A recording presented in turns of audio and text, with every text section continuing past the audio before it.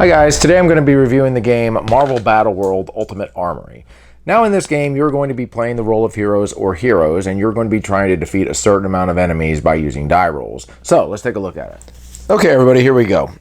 In the game, you're going to have, now in the base game, you're going to have 4 of these Marvel heroes that you're going to be able to use, and I've got my amphibian over here on the side.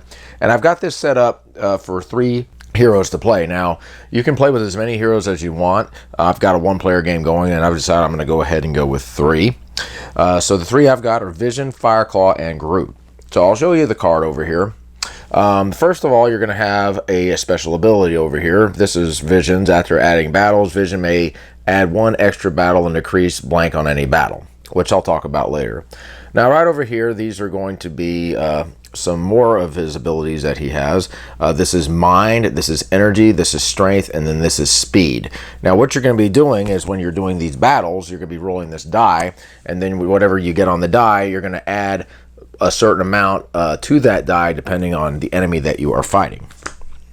These are the Battleworld cards, and you're going to be laying out a certain amount at the very beginning, and I'll just kind of show them to you and just show you how they work. This is going to tell you some of what they have. This one has mind and energy, and what you'll have to do in order to get a hit on him is to roll a 7 or higher combined with the die and then what you have over here.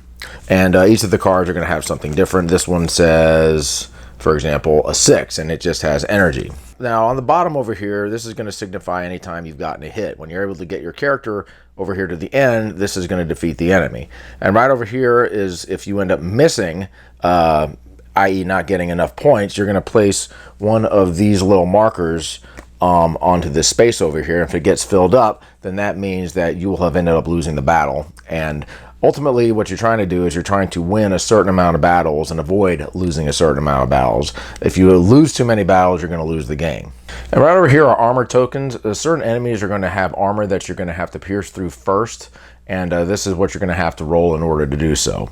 And then right over here are what are called Thanostones. Now the Thanostones are actually going to have a hero inside, and they're sealed when you buy them. And you're not going to be able to open one of these unless you have a Thanostone card out and you've ended up beating the card, thus being able to open the Thanostone.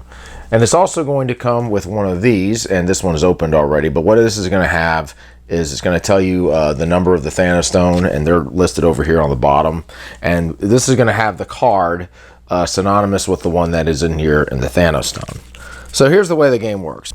Okay, so Fireclaw's up next, and let's just say I decide I'm going to try to see if I can help out Vision over here. So what I'll do is I'll put him over here, and I'm going to go ahead and roll this die, and I've rolled a 10, so that's a darn good number. So Fireclaw's going to go ahead and move over here, and now this enemy has been defeated. So what I'm going to do is I'm going to go ahead and turn this card over and put these 2 characters on there like so. Now Fireclaw's done, and now Groot's going to get to go, and let's just say Groot decides he's going to try to attack the Spider Slayer. So he has a 2, Spider Slayers has a 6. Let's just say I ended up rolling a 1 for Groot here. In this case, I'm going to go ahead and put one of these tokens on the card like so, indicating that I missed. And I'm going to go ahead and put Groot over here as well. So now the way the armor card works, just so you know, is I'm going to go ahead and let's just say Vision was the one that rolled for him, and he ended up rolling, say, an 8, ended up tying or beating the card. He'll go ahead and move up, and then what he's going to do in this case is he's going to take this piece of armor and turn it over. It says +3. So what this is going to do for Vision is this is going to give him an opportunity to turn this in on another battle, so he'll be able to add even more to his die.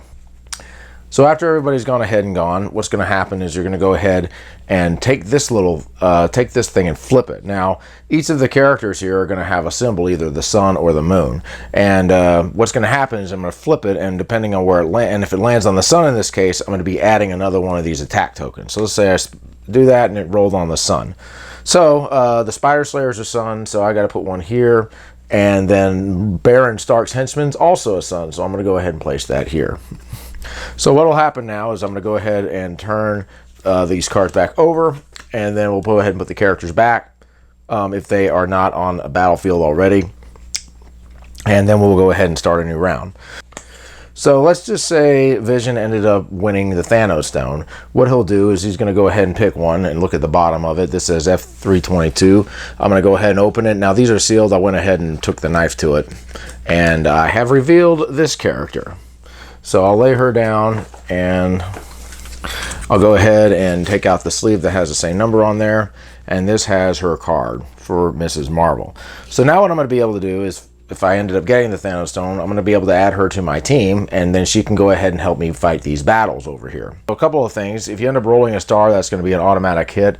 This is going to be an automatic miss. So what will happen is at the beginning of the next turn, I'll go ahead and turn over another card, and then we're going to go ahead and repeat the process. But anyway, you're just going to keep playing until the heroes have defeated a certain amount of enemies, or a certain amount of enemies have won battles, thus defeating the heroes. And that, folks, is Marvel Battleworld Ultimate Armory. So my final thoughts on Marvel Battleworld. Well, first of all, I'm going to show you the back of the box. You can see that there are a whole bunch of heroes over here that you can collect, and some of them are more rare than others. So this is kind of like a collectible game of sorts.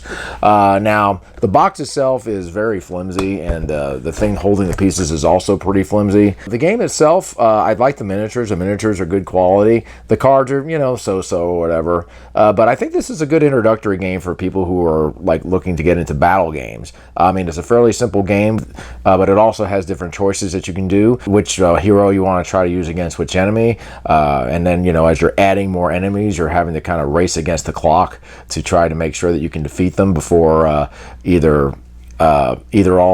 before the enemies end up winning. So that's a pretty cool little aspect of the game. So there's a lot of different little things going on in this game for a game that is marketed for kids. I think the kids would enjoy this game, and it could be a good game to try to get them into more advanced battling games in the future. The characters also have different abilities that you can use, so you can try to figure out, okay, which character do I want to try to use their ability on which enemy. So there's different choices here, and it's a simple game to learn. The instructions are very short, and you know, then you have the added characters as well that you can add to the game, so you can mix and match, and you can kind of customize the game as well. So it's a pretty cool game, I think, and I think kids would enjoy it. All right, guys, that's my review of Marvel Battleworld. We'll catch you later. Keep on gaming.